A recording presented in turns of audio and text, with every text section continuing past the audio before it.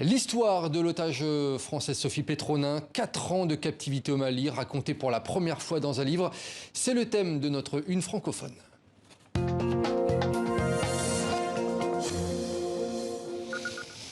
Il suffit d'un espoir, c'est le titre du livre d'Anthony Fouchard. Anthony Fouchard, bonsoir. Bonsoir. Vous êtes journaliste indépendant, vous avez notamment travaillé pour RFI, France 24, mais aussi TV5 Monde. Dans ce livre, vous racontez l'histoire donc de l'otage française au Mali, Sophie Petronin. 4 ans quasiment de captivité dans le désert, mais aussi le combat de son fils Sébastien pour la faire libérer. Déjà, je voulais savoir comment vous avez réussi à tisser des liens aussi proches, aussi forts avec la famille Petronin.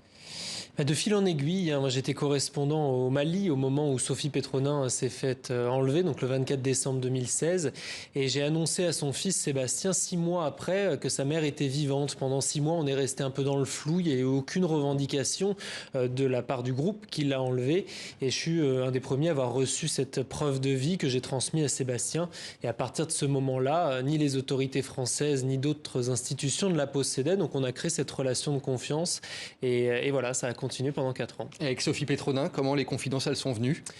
De manière assez facile, si je puis dire, puisque je l'attendais avec sa famille à Villacoublay. Donc on s'est présenté et puis elle avait entendu les différents reportages ou tout ce qui avait pu être raconté sur elle, notamment sur les antennes d'RFI et de TV5. Donc finalement, on n'était pas si inconnus l'un pour l'autre. Il y a beaucoup de détails, on a l'impression d'y être. Vraiment, elle vous raconte vraiment tout en détail. Oui.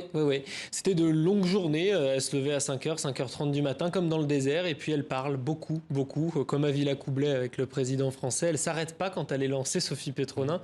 Donc je l'ai écouté, puis après il a fallu vérifier tout ça, faire des corrélations et avoir enfin des réponses, c'est vrai, sur ces 3 ans et 9 mois de captivité. Et puis alors il y a toute une partie sur le combat de son fils pour la faire libérer. Oui, parce que ce qui est inédit dans cette histoire, c'est que pour la première fois, un État, en l'occurrence l'État français, a délégué la gestion d'une affaire d'otage au fils de la victime, donc en l'occurrence à Sébastien. Normalement, il y a des services prévus pour ça, les services secrets français, la DGSE notamment. Et là, dans ce cas précis, Sébastien a tellement bousculé la hiérarchie française, les autorités, qu'il a réussi à établir des contacts que eux ont bien été incapables dans les premiers mois, puis dans les premières années de sa détention, d'établir. Est-ce que ça a été une manque de volonté? Je ne sais pas, ou alors simplement des réseaux que lui a su créer grâce à beaucoup de personnes qui se sont mobilisées autour de cette cause. Il y a aussi une volonté affichée d'Emmanuel Macron de ne pas négocier avec ceux que la France combat au Sahel. Yad Akrali, qui est le chef de cette coalition affiliée à Al-Qaïda, qui a enlevé Sophie Petronin, qui est l'ennemi public numéro 1 de Barkhane, l'opération française au Sahel. Et Emmanuel Macron a toujours dit, et toujours resté droit dans ses bottes, on ne négociera pas avec ces gens-là, contrairement à ce que souhaite le gouvernement malien. Et on le voit, 4 ans de combat, mais aussi de brouille, effectivement, entre Sébastien Petronin et les services français. Ça ne se passe pas toujours bien. Ça se passe pas bien. Ça se passe bien, en fait, pendant 2 ans, jusqu'en décembre 2018, où là, il est, je vous dis, missionné. C'est-à-dire, on lui paye ses billets d'avion, on lui paye ses trains, on le loge dans les ambassades, au Mali, en Mauritanie, au Niger.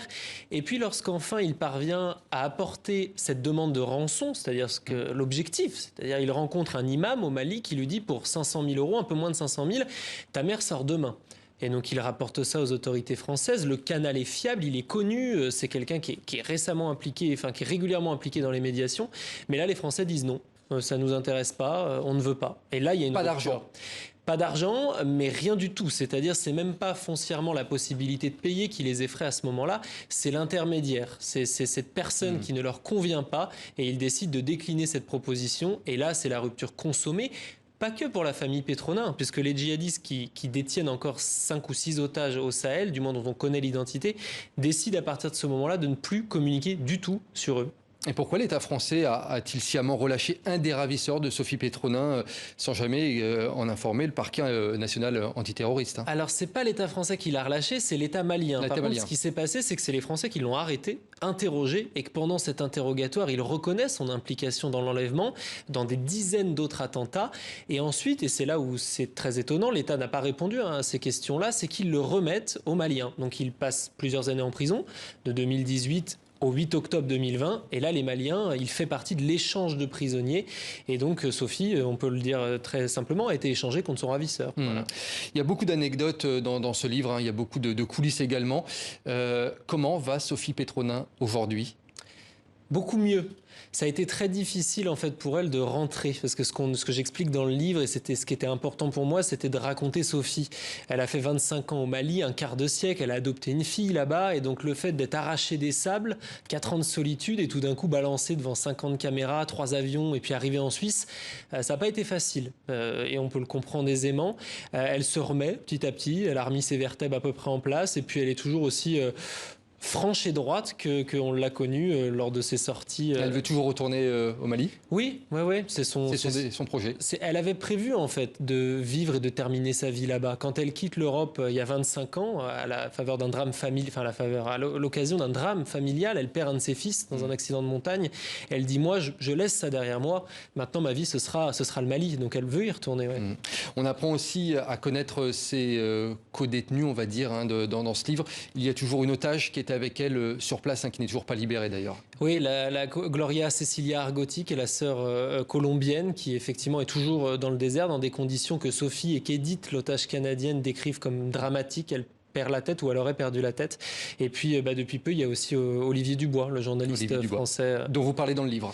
Oui, qui a eu un rôle assez clé dans un des épisodes en 2019. Il aide énormément Sébastien à organiser une rencontre avec sa mère au milieu du désert. Rencontre qui n'a pas lieu mais qui aurait pu aboutir, on l'explique. On l'explique. Eh bien, il y a beaucoup de choses dans ce livre. Merci beaucoup Anthony Fouchard. Il suffit d'un espoir aux éditions Les Arènes, un livre passionnant.